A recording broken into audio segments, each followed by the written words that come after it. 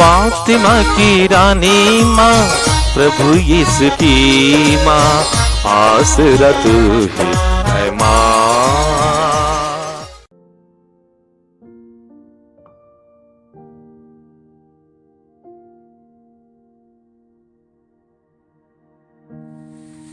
पहला पाठ प्रेरित चरित अध्याय 9 पद संख्याएं 1 से 20 तक। साउल पर अब भी प्रभु के शिष्यों को धमकाने तथा मार डालने की धुन सवार थी।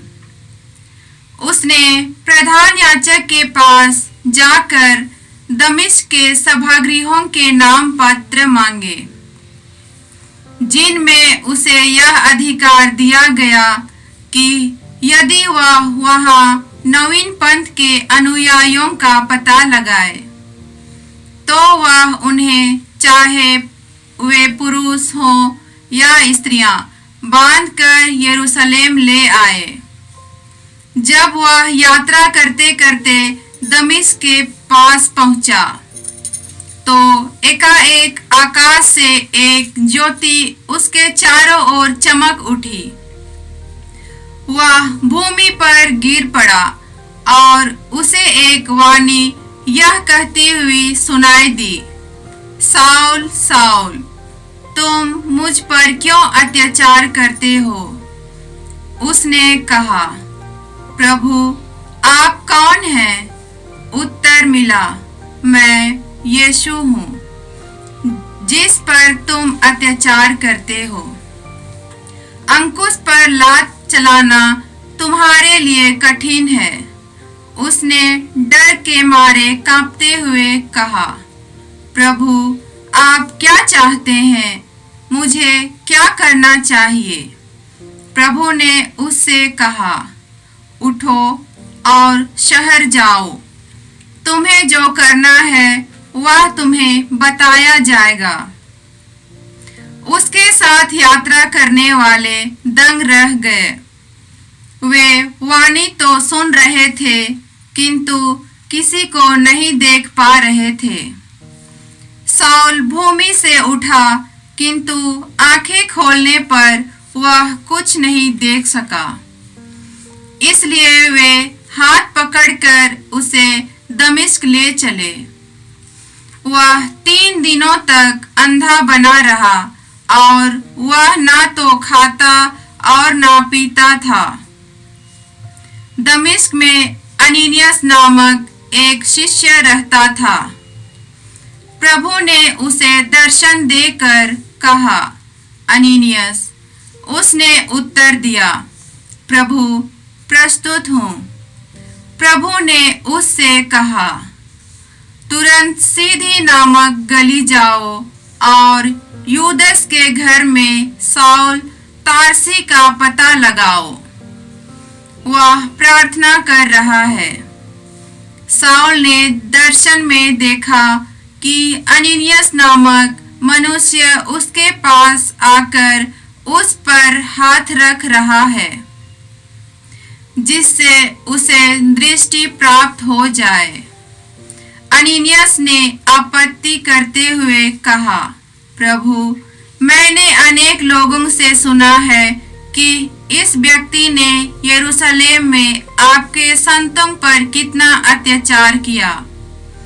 उसे महायाजकों से यह अधिकार मिला है कि वह यहाँ उन सबों को गिरफ्तार कर ले जो आपके नाम की दुहाई देते हैं। प्रभु ने अननियास से कहा, जाओ, वह मेरा कृपा पात्र है। वह गैर यहूदियों, राजाओं तथा इजरायलियों में मेरा नाम का प्रचार करेगा। मैं स्वयं उसे बताऊंगा कि उसे मेरे नाम के कारण कितना कष्ट भोगना होगा।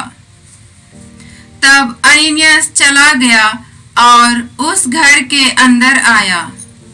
उसने साउल पर हाथ रख दिए और कहा, भाई साउल, प्रभु यीशु आपको आते समय रास्ते में दिखाई दिए थे। उन्होंने मुझे भेजा है। जिससे आपको दृष्टि प्राप्त हो और आप पवित्र आत्मा से परिपूर्ण हो जाएं। उस क्षण ऐसा लग रहा था कि उसकी आंखों से छिलके गिर रहे हैं।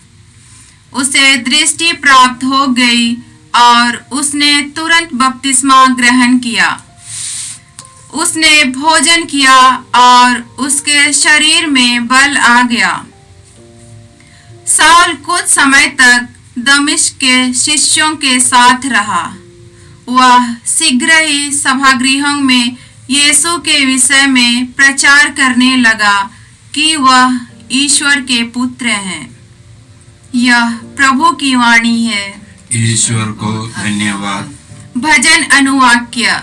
संसार के कोने कोने में जाकर सुसमाचार का प्रचार करो। संसार के कोने कोने में जाकर सुसमाचार का प्रचार करो। हे समस्त जातियों, प्रभु की स्तुति करो। हे समस्त राष्ट्रों, उसकी महिमा गाओ। अनुवाक्य। संसार के कोने कोने में जाकर सुसमाचार का प्रचार करो। संसार के कोने कोने में जाकर सुसमाचार का प्रचार करो।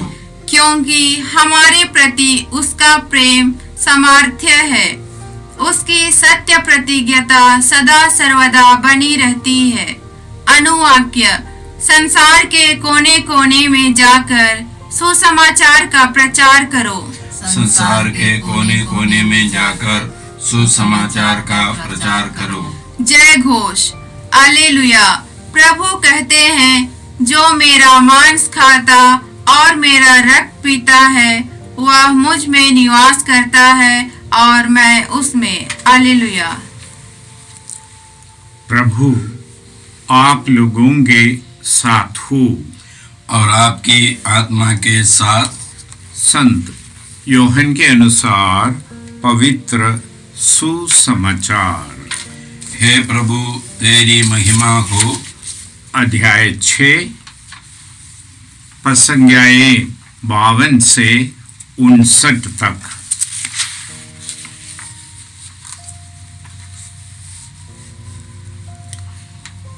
यहूदी आपस में कहते हुए वाद विवाद कर रहे थे, यह हमें अपन खाने के लिए अपना मांस कैसे दे सकता है। इसलिए यीशु ने उनसे कहा, मैं तुम लोगों से कह देता हूं, यदि तुम मानव पुत्र का मांस नहीं खाओगे और उसका रक्त नहीं पीओगे तो तुम्हें जीवन प्राप्त नहीं होगा। जो मेरा मांस खाता और मेरा रक्त पीता है उसे आनंद जीवन प्राप्त होता है और मैं उसे अंतिम दिन पुनर्जीवित कर दूंगा, क्योंकि मेरा मांस सच्चा भोजन है और मेरा रक्त सच्चा पेय। जो मेरा मांस खाता और मेरा रक्त पीता है वह मुझ में निवास करता है और मैं उसमें। जिस तरह जीवंत पिता ने मुझे भेजा है और मुझे पिता से जीवन मिलता है, उसी तरह जो मेरा मांस जो मुझे खाता है और उसको मुझसे जीवन मिलेगा। यही वह रोटी है जो स्वर्ग से उतरी है। वह उस रोटी के सदृश नहीं है जिसे तुम्हारे पूर्वजों ने खाया था, वे तो मर गए, किंतु जो यह रोटी खाता है खाएगा वह आनंद काल तक जीवित रहेगा। यीशु ने कफरनाहूम के सभागृह में शिक्षा देते समय ये सब कहा। यह प्रभु का पवित्र सुसमाचार है। हे क्रिस्त, तेरी स्तुति हो। प्रिय भाई बंधुओं, सुसमाचार में हम यीशु को रोटी के चमत्कार करते देखते हैं। रोटियां तोड़कर लोगों को देते रहे,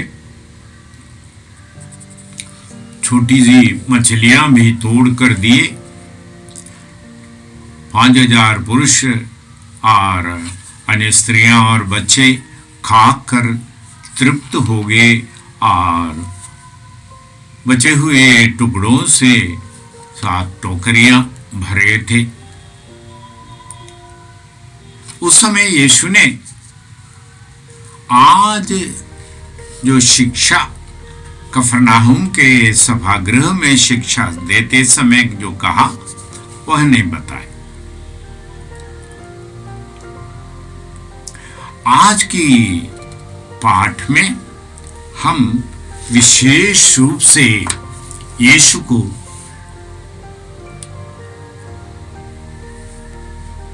उस घटना की अगुवाई करते हुए जब अंतिम बयालू के समय पास्का समारोह मनाते समय यीशु ने रोटी तोड़कर अपने शिष्यों को देते हुए कहा था, ले लो और इसे खाओ, यह मेरा शरीर है जो तुम्हारे और सबों के पापों की क्षमा के लिए बलि चढ़ाया जाएगा। और भोजन के अंत में रस भरा कटोरा उठाकर उन्हें देते हुए कहा, ले लो और इसे पियो, यह मेरा रक्त है जिसे नए विधान का उल्लेख और नया विधान के पूर्ति के रूप में बहाया जाएगा। ये अपने शरीर और रक्त की बलिदान जो अगले दिन गोलगोता में पूरी हुई थी, उसे लेकर के प्रभु कहते हैं, जब जब तुम मेरे याद में एकत्र होंगे तो मेरी स्मृति में इसे किया करो। और समस्त संसार के लिए जीवन के स्रोत बनते हैं। इस रोटी, इस दाकरस को लेकर के उसे अपने शरीर और लहू में बदल करके मानव जाति को देते हुए कहते हैं, तुम जब यह मेरी स्मृति में किया करेंगे, मैं तुम्हारे अंदर आऊंगा, तुम्हारे जीवन में प्रवेश करूंगा। और आज जैसे सुसमाचार में कहते हैं, जो मेरी मांस खाता और मेरा रक्त पीता है उसे अनंत जीवन प्राप्त होगा। यहूदियों को याद दिलाते हैं, रेगिस्तान में, मरुभूमि में वे मन्ना खाए और मन्ना खाने पर वे मर गए, खाने के बाद भी। पर यह रोटी उस मनहू के समान नहीं है। यह स्वर्ग से उतरी हुई रोटी है, जीवंत पिता के द्वारा दिया गया रोटी है। शायद बहुत लोग इस वचन की गहराई और जीवन देय वचन को समझ नहीं पाते, इसलिए वे मिसा बलिदान की महत्व को समझ नहीं पाते। यह मिसा बलिदान में सर्वशक्तिमान ईश्वर जो अनादि काल में साधारण सा मिट्टी लेकर के रूप गढ़ा और उसके अंदर प्राण वायु डाला और वह जीवंत मनुष्य बने। वही ईश्वर अभी गेहूं के दाने के रोटी में अपने पूरे जीवन को छिपा करके मानव को देते हुए कहते हैं,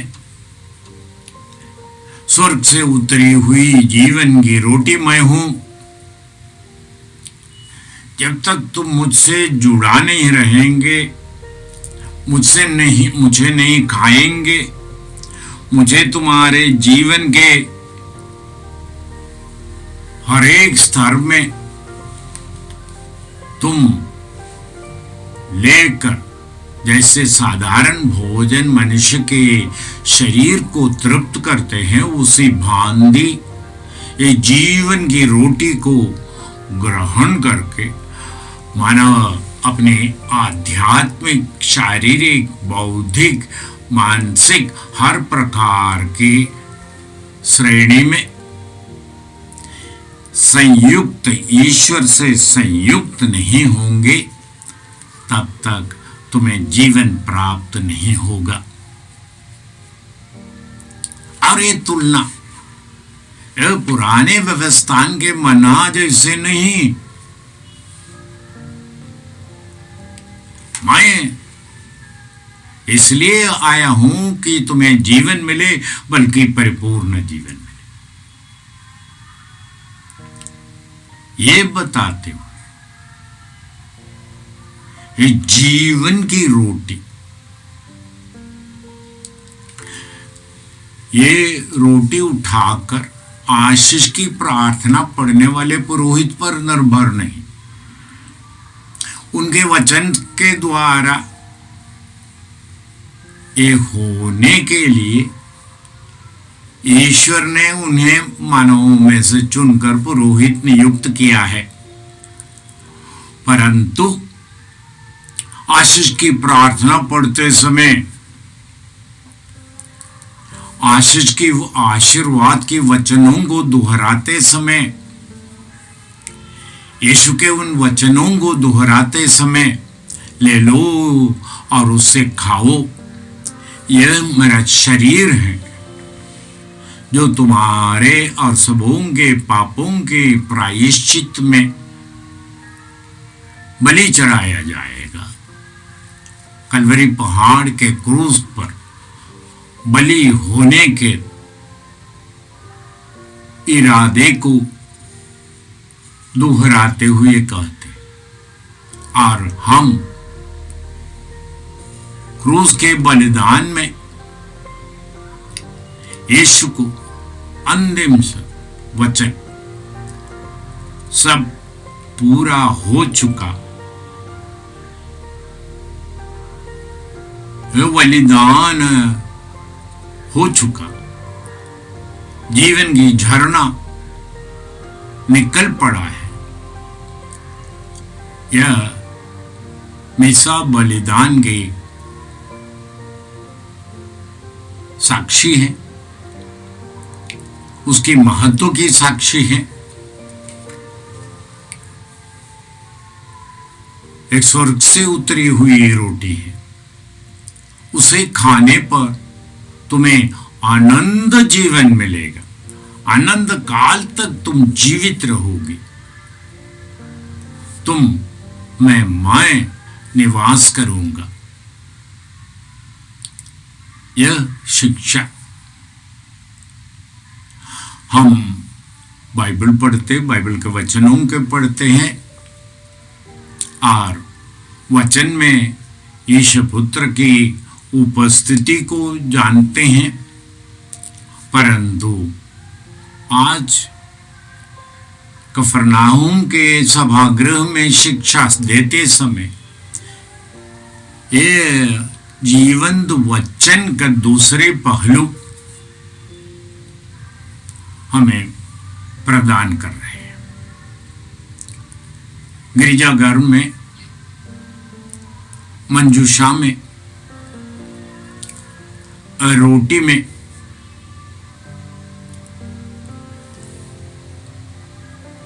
मनुष्य के लिए सदा प्रेरणा और जीवन प्रदान करने के लिए उपस्थित यीशु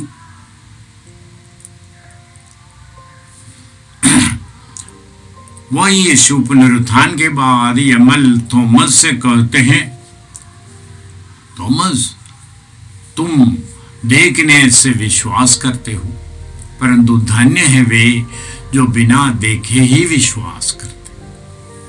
इस रोटी में जीवन बन करके, जीवन का समर्पण बन करके हमें अपने आप को देते हैं।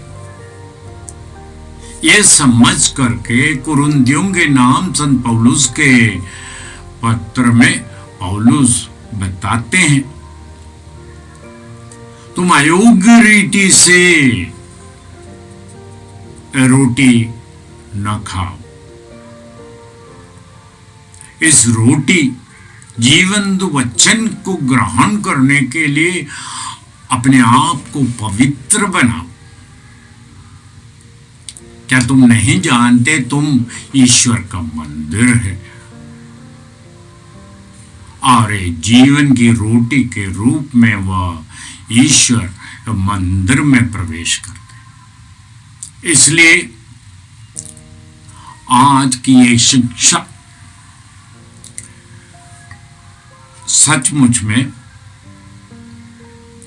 यीशु की अपने आप को संसार को प्रदान करने और मानव को न्योता देते हैं यह जीवन को ले लेने के लिए और उससे युक्त रहने के। प्रभु यीशु यूहन्ना के सुसमाचार के 15वें अध्याय में कहते हैं, मैं तो दाखलता हूं, तुम डालियां हो, जो मुझ में बनी रहती है वह अधिक फल उत्पन्न करेंगे। ये रोटी खाकर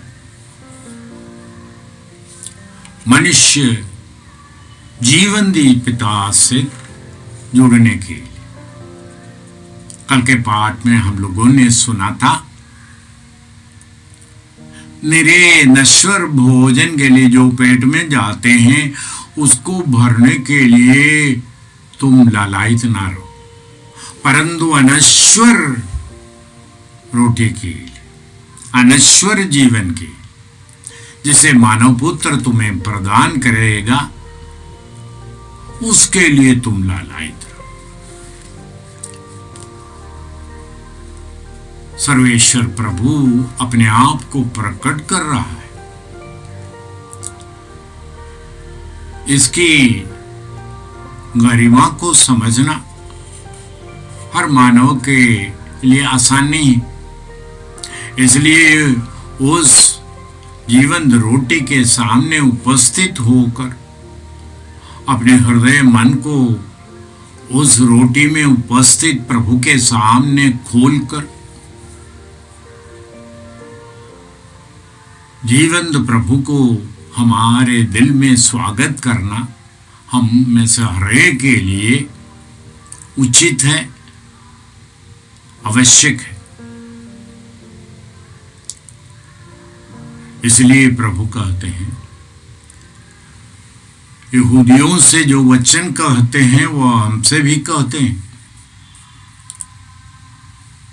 जो मेरा मांस नहीं खाता और मेरा रक्त नहीं पीता वह मुझसे जुड़ा नहीं रहेगा, फलप्रद नहीं बनेगा। तो आइए भाइयों और बहनों, ये महान वचन स्वर्ग से उतरी हुई जीवन की रोटी मैं हूं, हमारे लिए मेरे बालक बने। बेतलहम के गौशाले में एक कमजोर सा बालक बने वही ईश्वर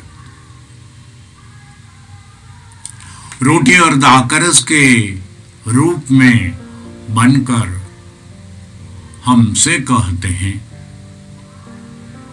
तुम्हें शांति मिले। यह रोटी योग्य रीति से ग्रहण करने के लिए मानव अपनी सारी आत्मा, सारी शक्ति, सारी बुद्धि से कोशिश करे।